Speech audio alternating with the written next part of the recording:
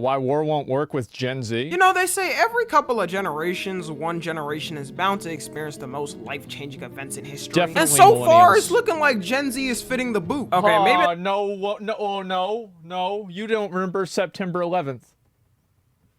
I do. We had September 11th. We had Y2K. We had the internet. There was the president getting his dick sucked. That was a pretty big deal.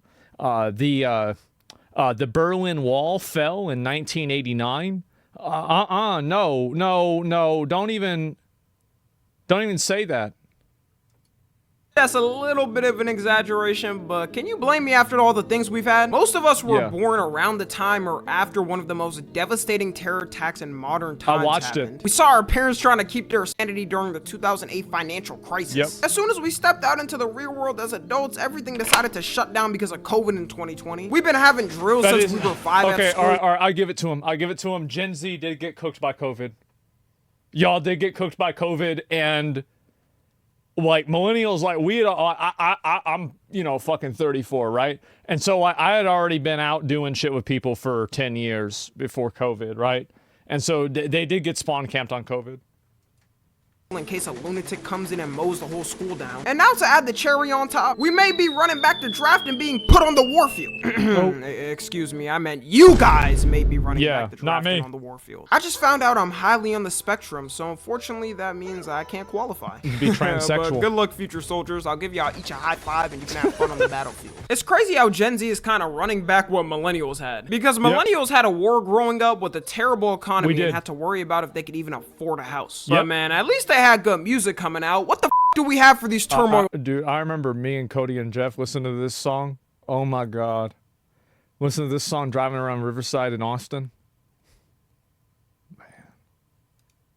Times. Lil Mabu. I don't think I really have to explain too much what's going on. If you don't keep up with the news, you've probably seen the memes already about hitting 360 no scopes on the battlefield. But the United States of America officially got involved with the Israel and Iran conflict and decided to drop 3 bombs on what they say is their nuclear sites. But of course, he got that wrong, but I mean, at the end of the day, it doesn't really matter, but yeah.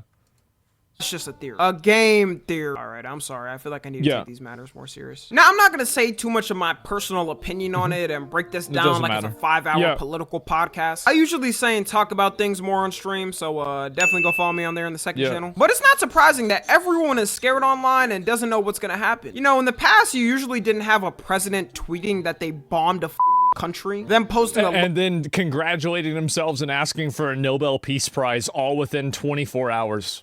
PNG photo of the American flag right after. This is definitely the worst time to be the ripe age of 18 to 25 because we going first if the draft happens. Unfortunately, I think it's the opposite. I think Trump is so fucking crazy that there's no way somebody would want to start a war with him. He's so unpredictable and so crazy, nobody wants to fuck with him because they don't know what he's gonna do. High school class of 2025, you only got a couple of seconds of freedom. Like, I would not fuck with him at all. I've been thinking to myself for a while, in a hypothetical, unlikely scenario of them actually doing a draft, the government is like, do you think about it like this? If there's ever a crazy person that's having a situation, you always want to act like that you don't even see them. That's what they do. This is the wrong kind of dice. These aren't casino dice. Usually the 1 should be on the opposite side of the 6. These dice are messed up. You guys see that? These are Temu dice, yeah. Like, I taught myself how to drop dice whenever I was in high school. And so, like, I know how I know how to do it, right? Yeah, it's... Realize that... It would not work with Gen Z. Gen Z has got to be the worst generation for them to 7. try and get on the war train with them. And this isn't even mentioning about all the femboys and furries we got. Not even talking about how half of us are either morbidly... Nah, this shit's fake. This shit's fake. He'd be rolling. Now, if this was downhill, he would be winning. One of the main reasons I think war wouldn't work with Gen Z is because the propaganda age of America is officially dead. And not just America. No, it's not. No, it's not. And I think that, like, I see what he's saying. I get what he's saying. But at the same time, to say that the propaganda age is dead Has it ever occurred to you that maybe the propaganda age is so good now that you don't realize that you're in it? Any country that has some form of free press is absolutely cooked. The reason why people back then were so patriotic and would do anything to be in the army in war times, you had kids who were in high school lying about their age so they could serve in the army, was because so many people trusted what the politicians said and how the media said things. Politicians were treated as saintly figures that would never do. He a young guy. I get it, right? I get it. This is my take. Like, I'm probably about like 10 years older than him. I don't think that's really true. I can see why he thinks that, because like I think that a lot of guys my age probably have a romanticized viewpoint of politics from before we were like really adults. But the reality is that this has always been the case. And I think honestly, the real reason why a lot of guys went to war after 9/11 is because we got attacked, right? We got attacked.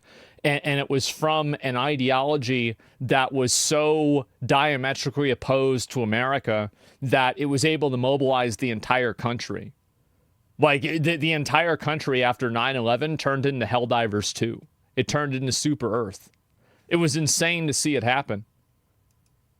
Too bad for the American people, because why would they? They sit on podiums and do cool speeches about us fighting for our democracy and freedom. And now we look back at certain conflicts America got in. And yeah, you've got to keep in mind that like my dad talked to me about this a little bit, because the fact is that like Ronald Reagan was also seen as a joke whenever he first ran for president, because he was also a former actor. And so people didn't take him seriously either. Realized that there was no point in us being hyper simplistic view from this guy. It's not simplistic. He's a young guy. He's giving his perspective. I'm giving my perspective as an older guy, and there's no hate at all. Like that. This is the way that he sees things. There's nothing wrong with this at all. Almost nobody nowadays thinks the Vietnam War was something America needed to get involved in. And it's crazy, the number one... Well, they did at the beginning because of the Gulf of Tonkin, which was turned out to be a false flag. And, you know, that's never happened before.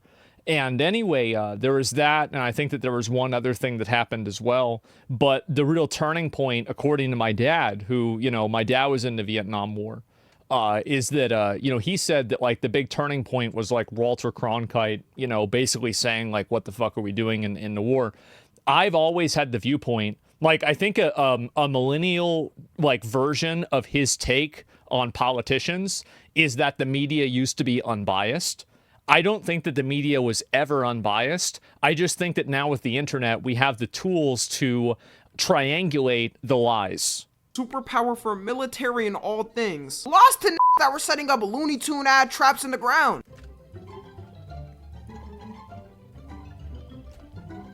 Yeah, they had those. Yeah, my dad told me about this. He see people fall in these. Yep. They call them like punji pits or something like that. Oh, bear trap. Also, the Iraq War is universally seen as a dumb war that shouldn't have happened by people now. Like, even Trump and Obama agree on that. That's probably the only thing they agree on. The reasons why... hindsight. And also, the Iraq War was just funded. This is... I think that the Iraq War, like everything after the initial response to September 11th was the military-industrial complex at peak performance. Like, there's a reason why Metal Gear Solid got so popular after that.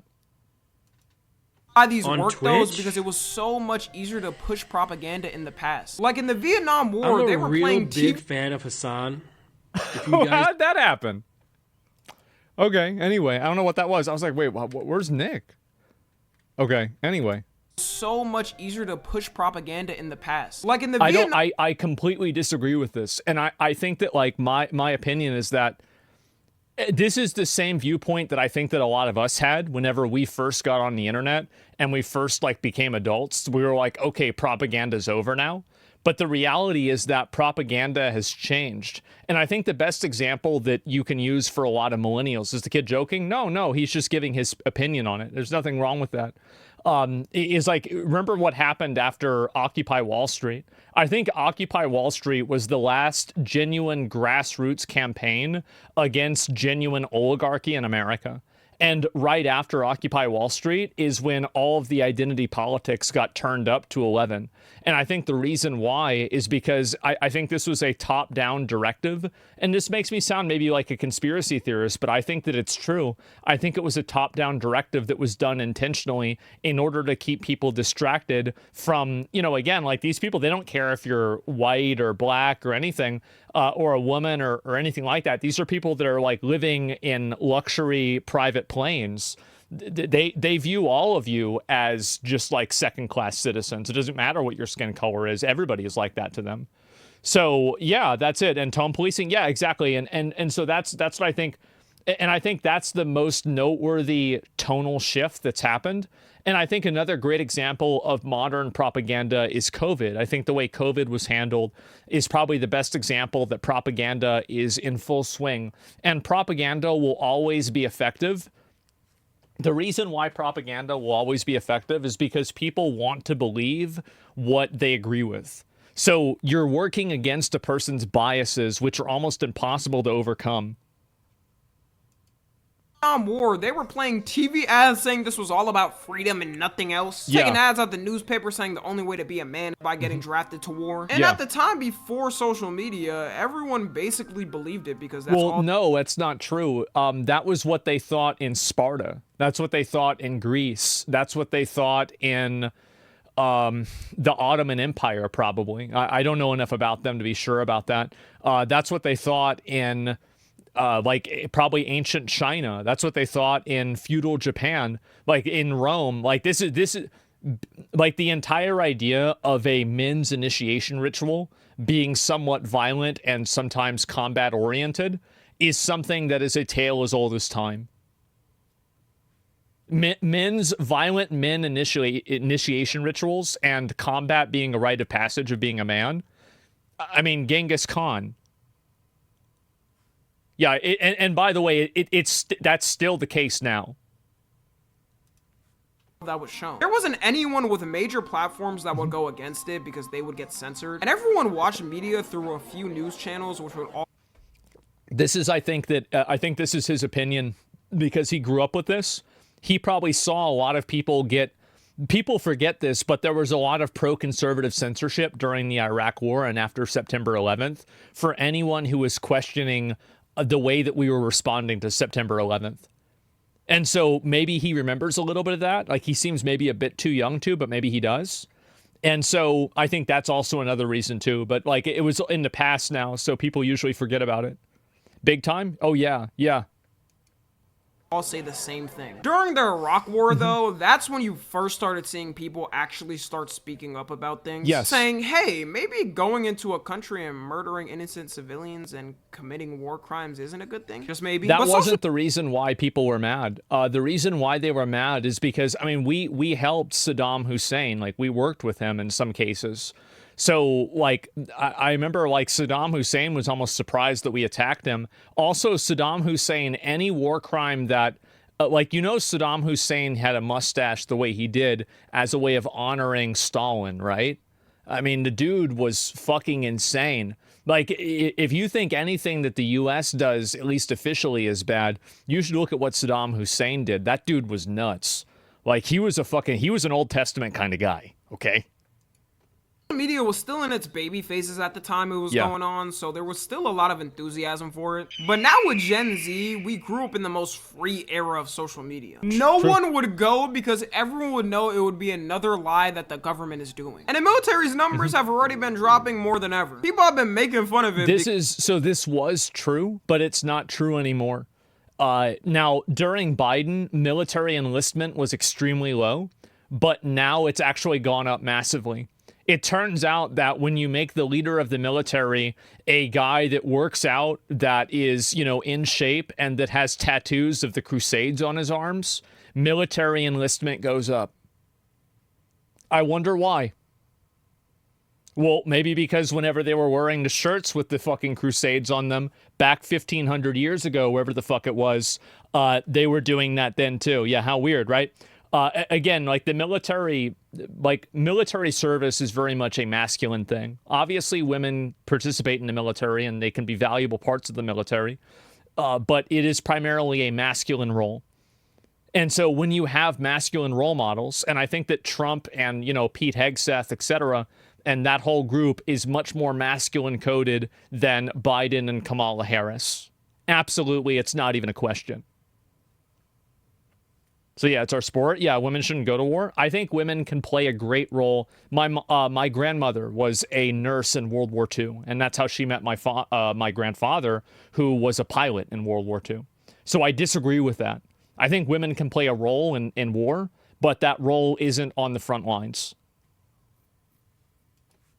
Because they be trying to recruit soldiers anywhere they can now. They've been seen at anime cons. They got whole Twitch channels now. They even got them at NBA games now. I'm not gonna lie, if I'm watching my glorious king LeBron putting up 40 points and a military sergeant comes up to me like, hey son, this game sure is great, right? Have you ever thought of the game of Well, this is all, no. You wanna know where they're really recruiting at? Working class high schools. How many of y'all had the Marines there, and they had the pull-up bar, and they were like, son, do you think you can do 10 pull-ups? Yep. For your country? I remember me and Cody did it for sure. Out my face, bro. I'm watching LeBron. Even if there was a chance it was true way. when we were rightfully defending ourselves from evil, the U.S. government has lost so much trust in the public. This is a great point that he's bringing up, and I think he's completely right about this. And I think this speech is probably one of the most mask-off moments for people to realize how much the American government is bought and paid for by foreign interests, and in this case, primarily Israel. These people were standing and clapping more than a seal at SeaWorld. It was embarrassing. Believe them. I don't know a single man I've asked in Gen Z that said they would actually go if they got drafted. Most would rather just take... Yeah, that's what they say. But then after they go to jail for not going to the draft, do you really think that they just wouldn't go? Like, you don't get a choice. Like, this is the thing. I think it's a lot of young people believe this. Do you really think that you're the first generation to ever not want to go to a war?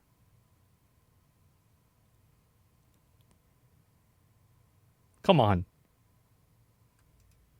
The prison time or fine, then go. And looking at it in the long run, it's not even that bad. It's 5 years in prison max if you don't go. So it's either you get 5 years max in prison for not going and stay alive, or go and potentially get obliterated on the battlefield by a missile straight to the head. Hey man, I don't know about y'all, but I'm throwing a party in that prison for every day we not in the warfield. I got a friend that served in the military for a couple of years, and even he said nowadays he'd rather take the prison time. Also, the younger generation has realized we don't want to fight a war because of a politics. I had a friend who was injured in the military for something that was completely unnecessary, and now he's a disabled vet. And so I think that this viewpoint and this sentiment's very accurate. Beef. Like, why don't y'all fight it yourselves? Why I gotta grab the military equipment while you sit on a plane watching from above drinking champagne? They should host a boxing match every year for world leaders, and whoever wins, their country gets the most benefits for that year. Looking at our leader for now, though. Who would win that? Maybe Joseph Kony. Oh my God. It'd be Kony 2028. Yeah, we might be losing for the next couple of years if that happens. Also, growing up in this age, we've gotten exposed to how actually you're probably right. These war injuries leave people. Even though this right here might be the sole reason Gen Z would never join in. There's always a chance you could end up with one of those. People in war lose body parts I didn't even know was possible to lose. The day I'm at war and they try to obliterate my meat, the whole place is getting torn down. They should have tried to stop those images from coming out, because who the hell would want to potentially get involved in a war after seeing pictures like that? And it's crazy because I think you really would be surprised at how fast people can publicly turn and be warlike. It was really surprising. So, like, a great example of this is Pearl Harbor. And this is, again, me speaking from secondhand. Because, you know, I'm telling you what my dad told me that, like, you know, his grandfather told him about it and everything, is that it's actually incredibly easy to manufacture consent from the public to go into a war. It is. And the moment that you think that it's not easy is the moment that you are now susceptible to it becoming even easier. It happen at any moment to you on the warfield. One day you're chilling in the breezy weather of Iraq and I don't know why he did it. I don't know why Bush did it either. You look to the right and see a man with 20 cc's of C4 strapped to his chest running to you at Usain Bolt speed. And now you end up looking like Two-Face back at home. I'm not sitting here and saying all of America's wars were unjustified though. Like, I always appreciate the veterans out there who fought, because most of the time, even if the war ended up being unjustified, a lot joined to fight for justified reasons. And what I think that's a W opinion. Is that, like, I respect veterans, but I don't always respect the reasons they're veterans, if that makes sense. Like, I'm not a big fan of, the Iraq War, but if some guy's an Iraq veteran, respect for that. Told and then felt bad when they realized it was a lie. And also for World War II, America was justified in a lot, like, let's be real, mainly making sure Adolf didn't end up owning the world. But like I said... Well, keep in mind, so Adolf Hitler actually had a tremendous amount of support from people in America. It was a massive amount. And in fact, if you look at JFK, for example, JFK, the president, said positive things about Hitler. So Hitler being seen as a universal evil in America is actually not true. Henry Ford, historically, I think is probably another great example of that too. And, you had other people, the painter. Yes, really? Yeah. And obviously I'm oversimplifying this. So like a couple of details might be a little bit off. But basically after World War I, America had a very strong isolationist policy. It's kind of similar to how we are now, because we were fatigued from World War I, because so many people came back from, at least at that time, it's PTSD now, but back then it was shell shock. And so we had a very, very isolationist perspective in America, and it didn't really change until Pearl Harbor happened. And again, like, I think that Pearl Harbor was a surprise attack on America, because Japanese, what do you call it? Dignitaries. I don't know if that's the correct word or not. We're going to meet with FDR. That was the president at the time, and he didn't meet with them because I don't know entirely about this, but my understanding is that a sneak attack would have galvanized the American public in order to engage in World War II, because the government thought that, like Hitler was an imposing and ambassadors. That's the correct word that I was using. Not really a surprise. Yeah. But like that's it. FDR wanted to enter the war, because you have to keep in mind the war started, World War I started in 1939, and America joined the war in 1941. The invasion of Normandy, I think, was in 1944. So in a lot of cases, like Hitler owned gold himself by trying to go into Russia in the winter, trying to fight a war on two fronts, etc. And so America played a very big role in World War II. But to say that Americans all wanted to be involved in World War II, I don't think that's really true based off of what my historical understanding is. We're isolationists before World War I. World War I justified our isolationism. North America has no need to interact with the world due to our resources. Yeah, well, yeah, I understand that. But but like I'm saying, after World War I, we were also very isolationist. Yeah, sure. And so let's see here. What part of this? Stop talking about stuff you don't know nothing about. What do I not know? Yeah, what do I not know? Is there a point like any information about this that I'm getting wrong? Because if I'm getting something wrong, let me know.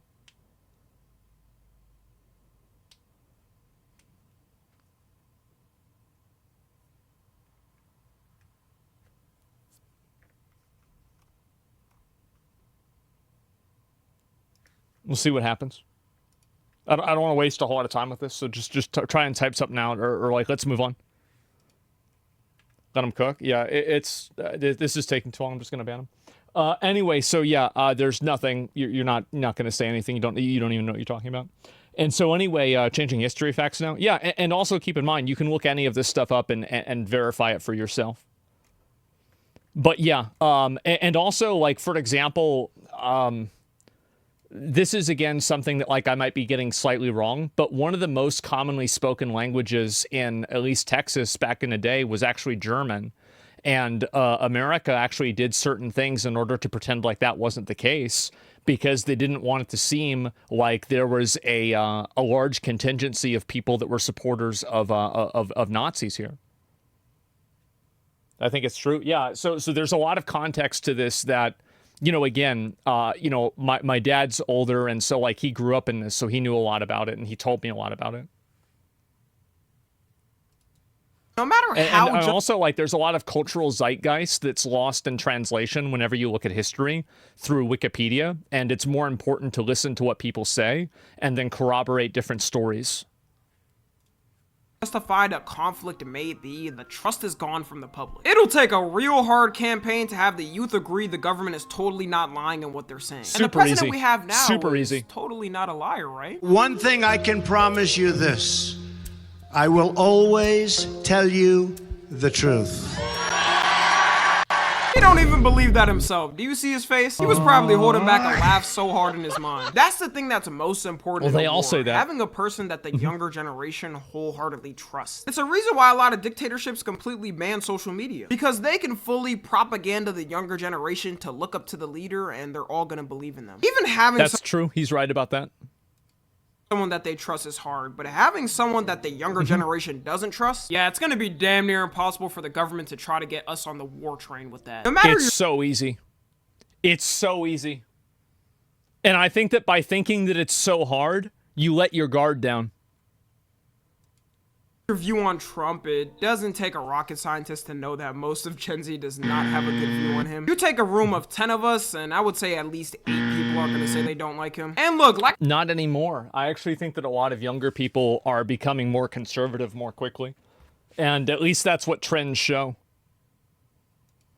Like I've said in the past, I'm not even one of those that's a Trump hater 24/7 and spends all day writing hate articles on him. But if you truly think the younger generation would fully be behind him declaring a war on another country, you're delusional. Bro, we just had a protest around the whole country against what he's doing. And because he's commander... No, it's a very small amount of people. Trump also won the popular vote. I think that a lot of people like this and a lot of things like this, and consuming mainstream media creates a very one-dimensional perspective.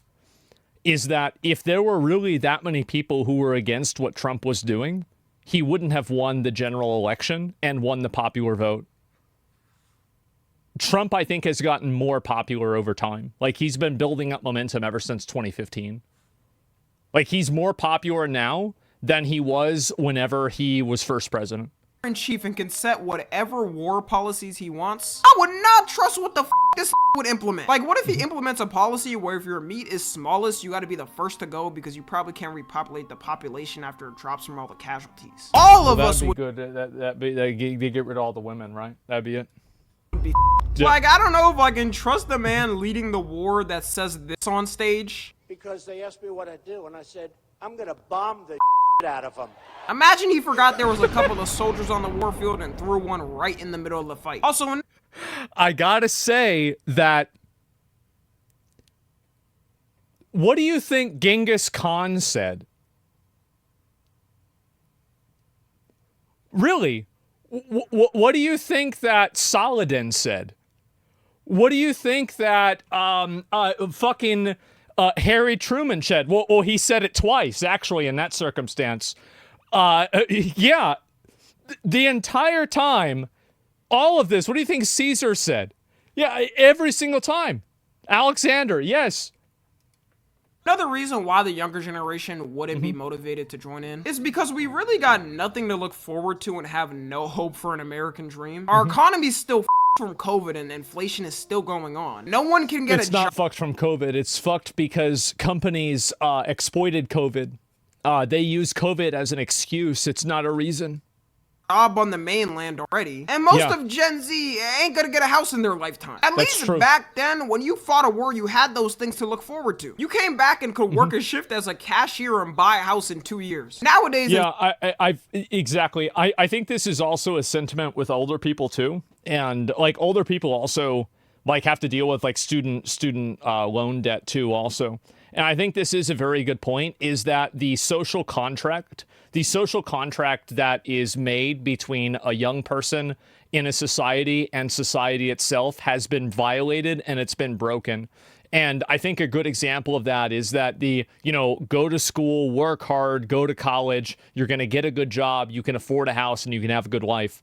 that social contract has been broken in America. That started, I think that it began in 2008. And also, like, the divergence really began in, like, the 1975, 1980 period. That's whenever you really saw productivity and wage labor, like, the wages that you got for your labor. That's whenever you really saw the divergence. But now, obviously, it's become much more pronounced. Be law-abiding, hardworking citizen, the government will have your back. Used to be the message. Yeah, exactly. And now it doesn't. So he's right about that for sure. Instead of that, you're gonna come back and have no work available to you, probably still be living with your parents. All the femcells on Twitter and TikTok are gonna be laughing at the men dying on the warfield. And don't count on the government to help you either after. It's so sad to me that there's people out there that served the country and helped keep it alive, only for them to end up homeless with no help from the government. In what world should homeless veterans even be a thing, bro? We spend $880 billion on the military a year. Everyone who served in war should be eating good and kicking back for the rest of their lives. They did something that I totally agree, by the way, and I think this is what, like, this is why I think people get so angry about, like, aid to migrants and aid to other countries when we don't have, you know, like, veterans in our country. Like, I'll tell you that, like, obviously I have a lot of friends that are veterans, and like, I mean, my dad, the only reason my dad wants to go to the VA in order to get disability is so he can fuck the VA out of money. He doesn't need the money. He would only do it out of the principle. None of us wanted to do, and the politicians, and then got the end of the stick. If I was them, I would take back all of my service and stay my ass on the mainland. The government has tried to right those wrongs. And also, I think that I'm surprised he's not bringing this up because he's a younger guy, so he's probably more in tune with this. But another really big reason why young people join the military is because of the GI Bill. Like, my dad used the GI Bill to go to college. I had a number of friends that went to war, or they joined the military. And this was during the Iraq War, and then, you know, the following, you know, just, you know, indefinite length war on terror. And that's, by the way, that's the reason why they would go to those working class high schools, because those working class high schools were the places where the people couldn't afford to go to school. So if you weren't in top 10%, if your family didn't have a lot of money, if you couldn't apply for a scholarship, you would be able to go into there. And so you had a lot of people that did it for that reason too. College is now a scam. Yeah, and you can see how there's a confluence of instances that are coming together as a way out. Yeah, and there's also, like, for example, like, we always think about the military as, like, you know, shooting a gun and, like, you know, killing terrorists or something. But there's also people who are in the military that are medics or they're mechanics, and those skills are translatable. Like, I had a friend who, you know, like, one of his other jobs, you know, he was infantry, he's a Marine, obviously. But so, of course, he, you know, like, saw a bit of combat, etc. Very, very minimal amount, but he did see some. But he was primarily a mechanic, and he got out of school, he got out of the military, and now he's a mechanic professionally. Benefits for people, but you still end up with people who got left behind and have nothing after. The only reason why I would even join, to be honest, is the benefits. I just have to sit there and pray that a war doesn't actually happen. Because for real, I'd only want the free insurance and vacation. The warfield is a different conversation. I'm gonna have to take my prison time for that game. Anyways, that's gonna be it. For anyone in Gen Z that's actually worried about a draft in war, I'm gonna let you know right now, there's about a 95% chance no draft happens. Like, first I think there is a nothing ever happens argument, but I don't think nothing ever happens because of young people not being willing to go to war. I think it's just simply because there's not really a reason, like, with the amount of technology and tools, like, and resources that we have now, going to war with, like, troops on the ground, I think that's going to be seen in the same way that the cavalry was seen in World War I, as antiquated, vestigial, and just simply not useful anymore, and not effective. Off half of our paycheck, if you live in the United States, goes to the military. We spend $880 billion a year on the military, and Iran spends a whopping $10 billion. Their whole military operation would get wiped in like 2 nanoseconds if they actually tried to attack civilians. They would learn exactly. Exactly. Like, that's why I never bought the entire idea of, oh, it takes 20 years to replace the Taliban with the Taliban. No, it takes 20 years for you to make $1 billion. The true reason why we don't have free healthcare. The last thing they'd ever want to do is let all politicians put their political beliefs aside and let Congress come together and let Trump do whatever the he'd want to do in a war. It wouldn't matter if their allies got involved, which I don't No, think Trump will always do whatever the fuck he wants to in a war. Obama did it and Bush did it too. There's no precedent that prevents him from doing that. And certain things, I believe in the Patriot Act specifically, I could be wrong about this, so don't quote me on it, expand a president's wartime like capabilities and the way that a president is able to react to things without even having it be a war. Like recently, for example, like a president can respond directly to a imminent threat on the United States with military action without needing to consult Congress at all. And if it's ongoing for more than, I think it's 60 or 90 days, maybe 30 days, then he has to get it approved by Congress. But there's ways around that. Just ask Obama. Yeah, War Powers Act, yeah. They would have so much more 60, to lose with Iran, like it wouldn't be worth it. Also, they wouldn't do it because I'm here. They know I don't play when I say leave us alone. Anyways, follow me on Twitter, Instagram, and TikTok. As always, I love you guys consensually. And until next time, I'm out. I think it's really interesting to hear a perspective of a younger guy about this, because I think that like his perspective in a lot of cases, like I don't agree with a lot of the things that he's saying in this video. But I think that Trump's live. Okay, give me a second. That's good fucking timing. All right. Well, anyway, I did like the video, and I want to hear one big. All right. Well, let me link you guys the video. Okay, guys, give it a like. All right. I know people disagreed with them, but I really appreciate young guys coming out here and giving their opinions, even if it's something I might not always agree with.